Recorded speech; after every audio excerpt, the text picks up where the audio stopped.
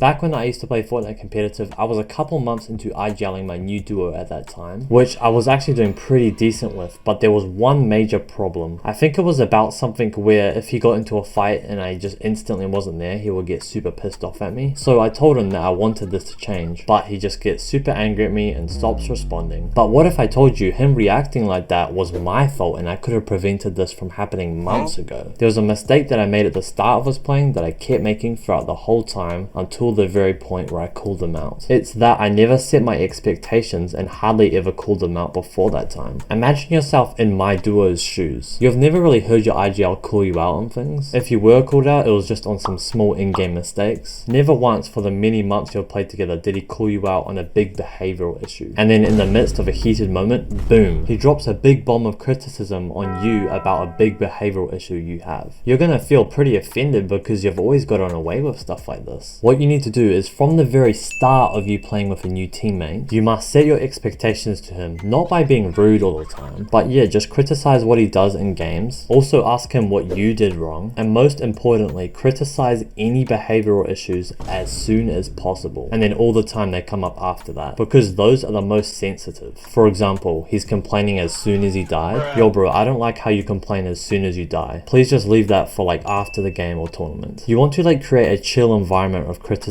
where you're both like super used to it and accepting of it, and you must make it like that as soon as possible, because the longer you leave it, the harder it is to fix, and you'll be stuck in a trap just like I was. But I already have a duo and notice this problem, Vujcich. What do? Start calling out those behavioral issues in your teammate right away, because you could still save your situation. But if you're too deep into this and it's impossible to turn around, you're gonna want to get a new duo and do it properly from the start. But wait, do not be dumb and split up when there's super important tournaments happening very soon, while you're literally still a good duo.